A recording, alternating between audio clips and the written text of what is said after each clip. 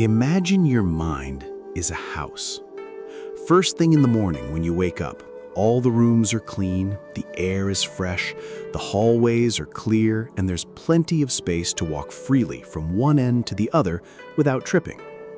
But every time you look at a task you know you need to do, writing that awkward email you've been putting off, organizing a messy drawer, planning out a new project, checking your bank accounts, or making that difficult phone call, and you decide to leave it for later, something almost invisible happens. It's like bringing a small piece of trash inside and leaving it right in the middle of your main hallway. At first, it's no big deal. A single crumpled piece of paper on the floor doesn't block your way. Your house still feels livable. But as the hours, days, and weeks go by, those little unfinished tasks slowly pile up.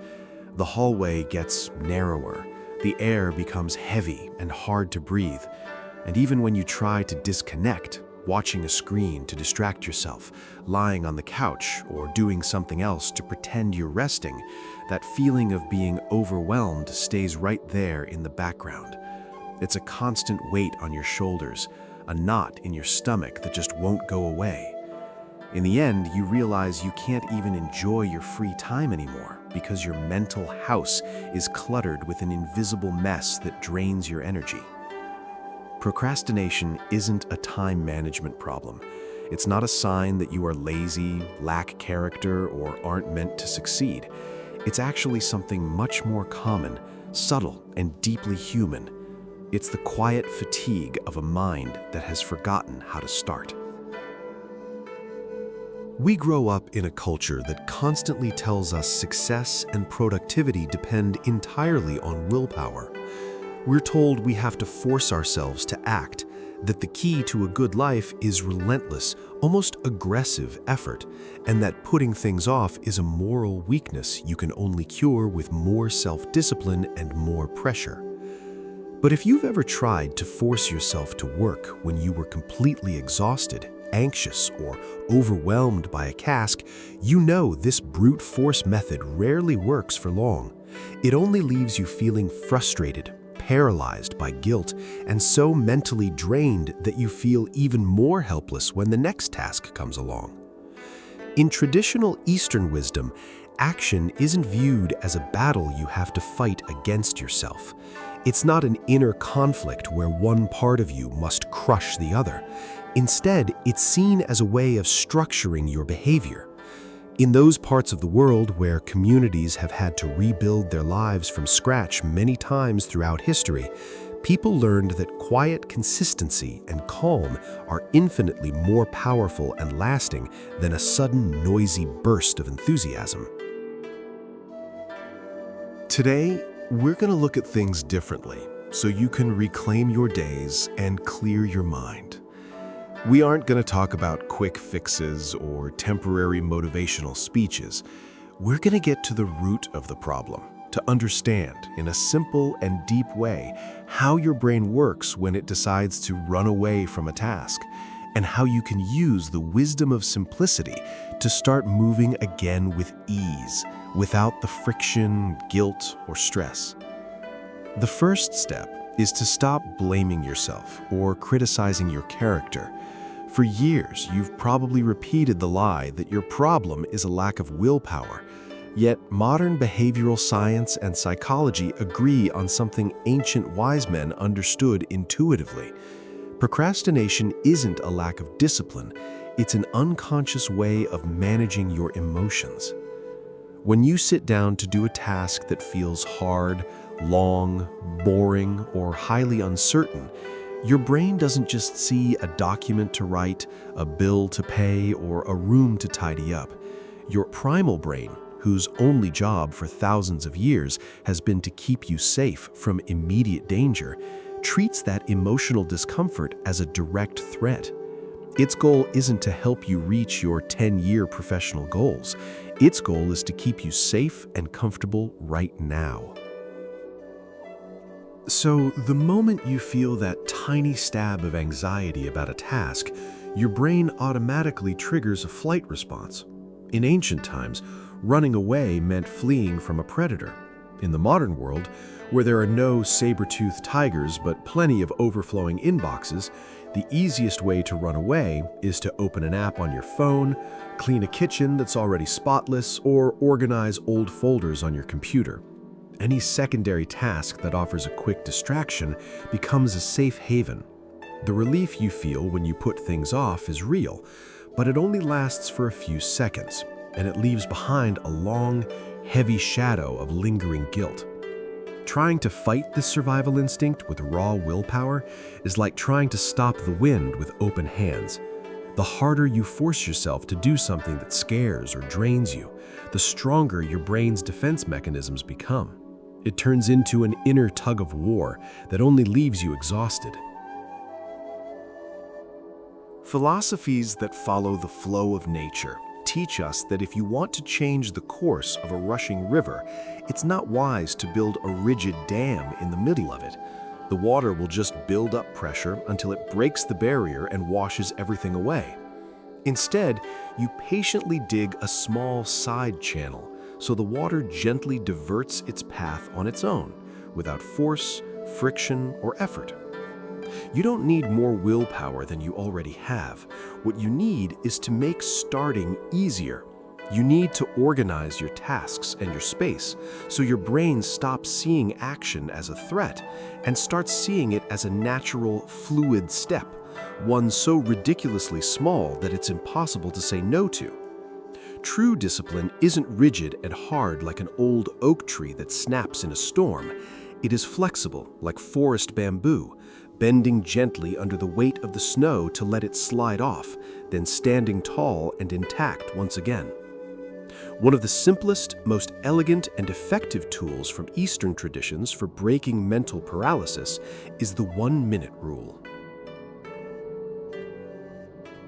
The idea behind this method is so simple, it often makes modern, overcomplicating minds skeptical. When you have a task you've been putting off for days out of laziness or fear, promise yourself to work on it for exactly 60 seconds, just 1 minute. You can even set a physical timer on your desk to hold yourself to it. If you need to clean a messy room, just tidy one corner for a minute. If you need to write a difficult proposal, write just one sentence. If you need to clean the kitchen, wash a single glass. If you need to exercise, do just one stretch on the rug. Why does something so small work? Because 60 seconds is such a tiny amount of time that your brain doesn't register it as a threat. By telling your mind, I'm only going to do this for a minute, and then I have absolute permission to stop if I want to, your alarm system stays quiet. The emotional resistance that kept you stuck melts away instantly. The hardest part of any task you put off isn't the work itself, it's breaking the initial inertia. In physics, an object at rest takes a massive amount of initial energy to start moving, but once it's in motion, keeping it going takes very little effort. By committing to just 60 seconds, you break that starting inertia without draining your mental energy. And most of the time, once you start, once your fingers are on the keyboard, your hands are sorting papers, or your mind begins to process the first idea, the friction of starting disappears. Your mind naturally enters a flow, and you choose to keep going simply because it's easier to continue than it is to stop. But even if you decide to stop the moment the timer goes off, you should treat it as a complete victory. You kept your promise to yourself.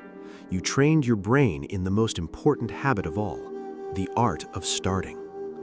That is the only mental muscle you need to strengthen to beat procrastination. Don't try to build the whole wall in a single afternoon of desperation. Focus on placing just one brick with complete attention, care, and kindness every day. Behind almost every severe case of procrastination, you won't find laziness or lack of interest. Instead, you'll find mismanaged perfectionism acting like a silent poison. We unconsciously want everything we do to be perfect on the first try. If we write, we want the words to flow beautifully and perfectly. If we start a personal project, we want a flawless, risk-free plan from the very first draft. But because we know deep down any human attempt is bound to be rough, messy, and imperfect, we prefer not to start at all to avoid facing our own limits. Perfectionism is just the fear of judgment disguised as high standards. It is the ego trying to protect its fragile image from the pain of making a mistake. In the traditional wisdom that inspires this approach to life, there is a beautiful concept called the beginner's mind. The mind of someone who thinks they are an expert is always full of rigid certainties, high expectations, and a constant fear of making a mistake that might cost them their status or approval. The beginner's mind, on the other hand, is empty, free, light, and completely open to the curiosity of learning. Beginners give themselves permission to be clumsy. They know the first clay bowl they mold will be crooked, their first lines of writing will be shaky, and their first steps will be unsteady, and they don't judge themselves for it. They understand that imperfection and mistakes aren't failures, but the only fertile ground where true skill can grow. To stop putting off what matters to you, you need to reclaim the lightheartedness of a beginner. You need to give yourself explicit permission to do a mediocre job on your first try. If you have to write a difficult report, commit to making a rough, messy draft full of disconnected ideas and typos. If you have to design something, draw an ugly sketch on a scrap of paper. By lifting the heavy weight of a perfect final result off your mind, the paralysis disappears. Work stops feeling like a life or death exam and goes back to what it was always meant to be, a playful exploration free from judgment. Learn to love what is unfinished, imperfect, and raw. A flawed first attempt is incredibly useful in the real world simply because it exists. It is real material you can work with and polish. A masterpiece imagined only in your head is useless because it never gets born. The path to excellence isn't about avoiding mistakes at all costs. It's about having the humility to walk through them with patience, consistency, and a deep kindness toward your own learning process. How do you actually feel when you look back at the end of a week and realize you let hours slip away staring at a screen, doing empty activities you don't even remember? You don't feel the peace of real rest. You feel a quiet, heavy sadness, a gentle reminder that something incredibly valuable has slipped through your fingers. In the culture of the Eastern Islands, there's a deep sensitivity to the true value of things and time. This isn't about an obsessive focus on producing more to earn more. It's a reverent respect for the life of objects, people, and moments. They believe that letting something with the potential to be useful or beautiful go to waste out of neglect is a deep disharmony with the universe. When you let your hours slip away on autopilot, you aren't just losing time, you are wasting the only sacred, limited resource you can never get back. You are using up the life and energy of your future self. Procrastination is, at its core, a lack of respect and love for the person you will become tomorrow. You are leaving a messy hallway, overdue tasks, and a pile of problems for your future self, forcing them to wake up in a rush, live under last-minute stress, and deal with an anxious, racing heart over things you chose not to face today. Learning to respect the flow of time doesn't mean becoming a slave to the clock or a non-stop productivity machine. On the contrary, it means learning to live every single moment of your life with absolute clarity. If you decide it's time to rest, really rest. Turn off your devices, walk among the trees, look at the color of the sky, or take a nap without a single drop of guilt. That kind of mindful rest is healthy, necessary, and respects your body. But if you decide it's time to work, work. Honor the task you set before yourself by giving it your undivided attention, even if it's just for a few brief minutes. This awareness invites you to look at every hour of your day not as a heavy obligation, but as a fragile gift that deserves your care. When you stop putting things off, you don't do it to be more productive for others or to accumulate things. You do it for your own freedom. You do it so you can reach the end of the day, look at your empty hands in the quiet of the night, and feel the clean, deep satisfaction of someone who has lived their day with honesty, focus, and absolute self-respect. Your physical environment is always a three-dimensional mirror of your mind.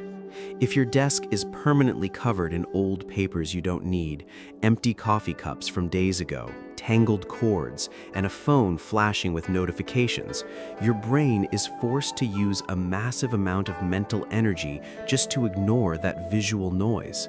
Every unnecessary object in your field of vision acts as a quiet distraction your mind has to process in the background. Your attention isn't focused. It is broken into 1,000 tiny pieces before you even have a chance to start working. In the organizing traditions we are exploring today, clearing your physical space isn't about minimalist decor or superficial aesthetics. It is an essential strategy for your mind.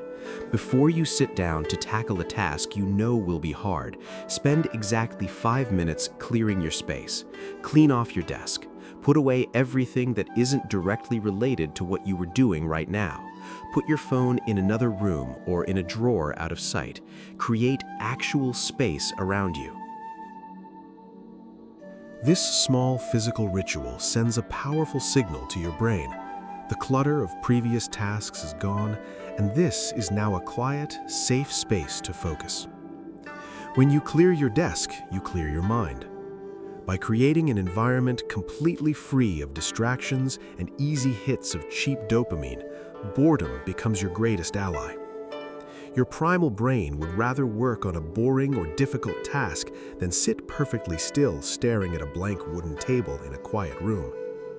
Don't try to fight the constant temptation of distraction using only your willpower.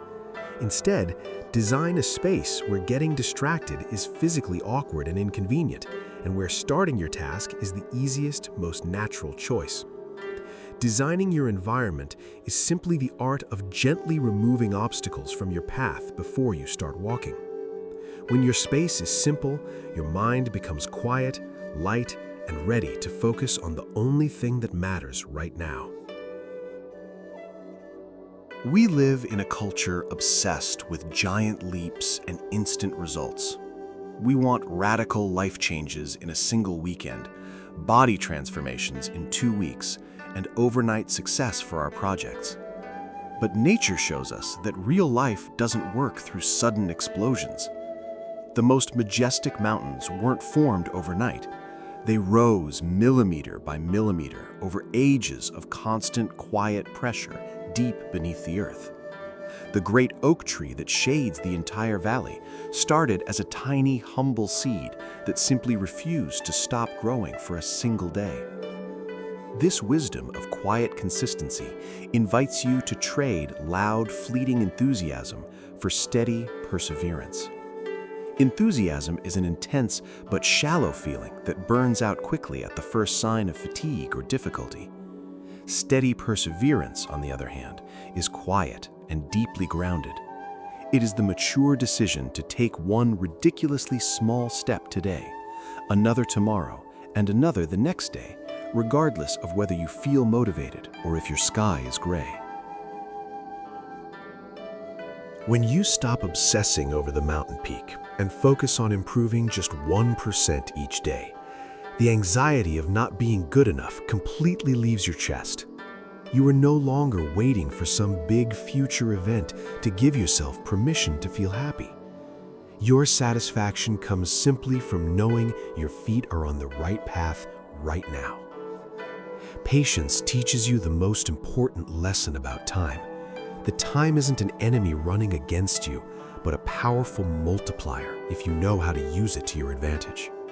If you keep a quiet consistency in your days, your small daily efforts will compound into a strength that nothing can stop.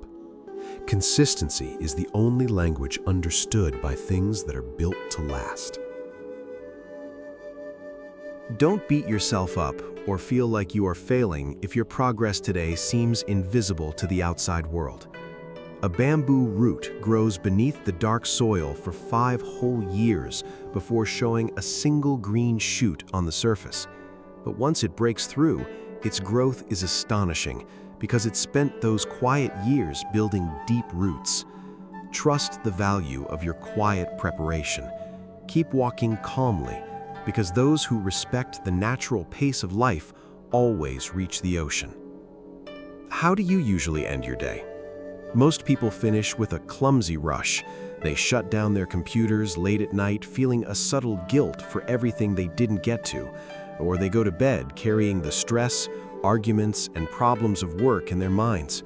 They repeat this stressful cycle day after day because they never pause to look at how their own mind is running. In traditional families of these Eastern islands, children are taught from a very young age the healthy habit of an honest end-of-day reflection. This ritual isn't about judging yourself harshly. It's not an opportunity for self-criticism to tear you down or make you feel inadequate. It is a simple, neutral audit done with the same curiosity a scientist has when watching an experiment in a lab. It means looking at your mistakes directly, without excuses, but also without judgment.